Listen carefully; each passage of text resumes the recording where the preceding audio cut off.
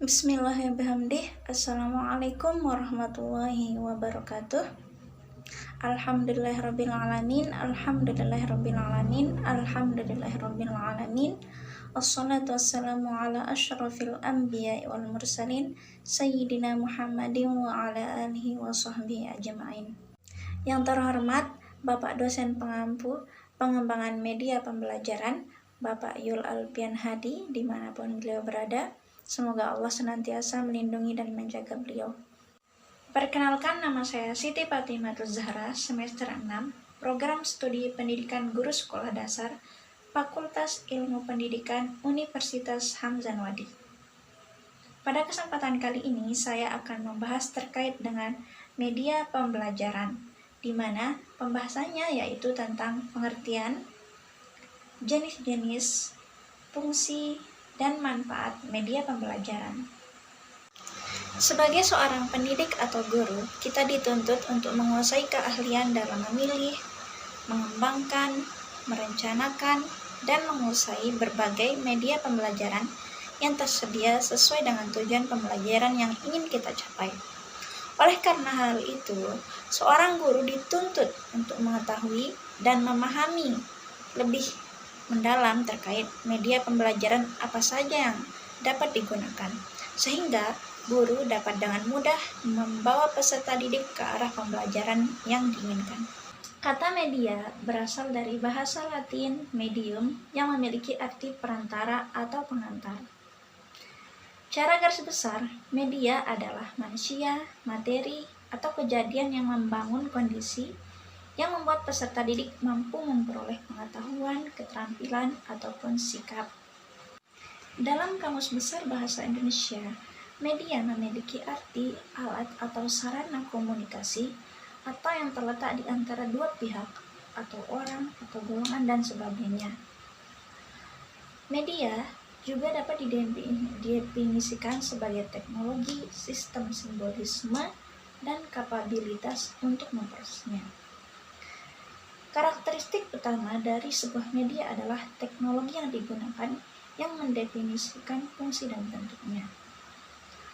Dari beberapa pengertian tersebut, kita dapat simpulkan, media merupakan segala material yang dapat digunakan untuk mentransmisikan atau mengirimkan sesuatu. Pengertian pembelajaran. Pembelajaran berasal dari kata belajar dengan kata dasar ajar, di mana di dalam Kamus Besar Bahasa Indonesia itu memiliki arti sebagai petunjuk yang diberikan kepada orang supaya diketahui atau diturut. Belajar sendiri memiliki arti berusaha atau berlatih untuk memperoleh suatu pengetahuan atau kepandaian atau juga ilmu. Pembelajaran itu tidak hanya berkaitan dengan instansi atau suatu kegiatan di sekolah saja, tetapi pembelajaran lebih daripada itu. Pembelajaran adalah proses yang kita lakukan seumur hidup kita, dari kita lahir sampai dengan sepanjang hayat kita. Pembelajaran adalah proses kita memperoleh pengetahuan, pengalaman, dan ilmu. Artinya, dalam proses belajar itu tidak mengenal batasan umur. Hal itu berlangsung seumur hidup kita. Adapun tujuan dari kita belajar adalah agar seseorang ataupun kita itu berubah ke arah perilaku yang lebih positif lagi. Adapun dalam proses mengajar, belajar bertujuan untuk agar peserta didik mengikuti pembelajaran yang disampaikan oleh pendidik. Pengertian media pembelajaran. Media pembelajaran adalah semua bentuk sumber, baik itu data, orang, benda, teknologi, yang dapat digunakan untuk memberikan kemudahan atau fasilitas belajar bagi peserta didik atau guru. Artinya, media pembelajaran adalah suatu benda yang dapat digunakan sebagai perantara agar siswa-siswi dapat dengan mudah menerima pembelajaran yang diberikan oleh guru tersebut. Media pembelajaran memiliki peranan yang sangat penting untuk efektivitas proses pembelajaran. di mana dalam mendidik pelajar, metode pembelajaran yang hanya menggunakan penyampaian materi satu arah atau metode ceramah itu dapat membuat siswa merasa bosan dan kurang termotivasi di dalam proses belajar mengajar. Oleh karena itu, dengan menggunakan media pembelajaran, seorang pengajar itu dituntut untuk menjadi kreatif, inovatif dalam menciptakan media pembelajaran yang dapat digunakan untuk menyampaikan pesan kepada pelajar. Untuk itu, sebagai seorang pendidik, kita harus lebih memahami dan menguasai media pembelajaran agar motivasi siswa atau peserta didik itu meningkat dalam proses pembelajaran dan tidak terkesan monoton. Yaitu dengan menggunakan media pembelajaran yang baik dan benar, interaksi antara pengajar dan pelajar dapat mengurangi rasa bosan dalam mengikuti pelajaran. Dalam proses belajar mengajar yang tadinya hanya berpusat terhadap guru menjadi terpusat kepada pelajar atau peserta didik. Ini dimungkinkan terjadi karena dalam menggunakan media pembelajaran, siswa atau peserta didik dapat menggunakan media pembelajaran tersebut secara mandiri, baik secara individual maupun berkelompok dibandingkan menyaksikannya bersama-sama pada saat berada di dalam kelas. Media pembelajaran.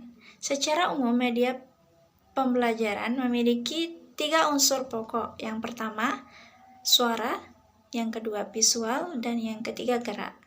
Akan tetapi, menurut Direktorat Tenaga Kependidikan, Departemen Pendidikan Nasional, ada 7 klasifikasi media. Yang pertama adalah media audiovisual yang dapat bergerak. Contohnya adalah seperti film suara, pita video, film televisi, dan lain sebagainya. Yang kedua adalah media audiovisual yang tidak dapat bergerak, seperti contohnya film, rangkai suara, dan sebagainya. Kemudian yang ketiga adalah audio yang semi gerak, seperti tulisan jauh bersuara. Yang keempat adalah media visual yang dapat bergerak seperti film bisu.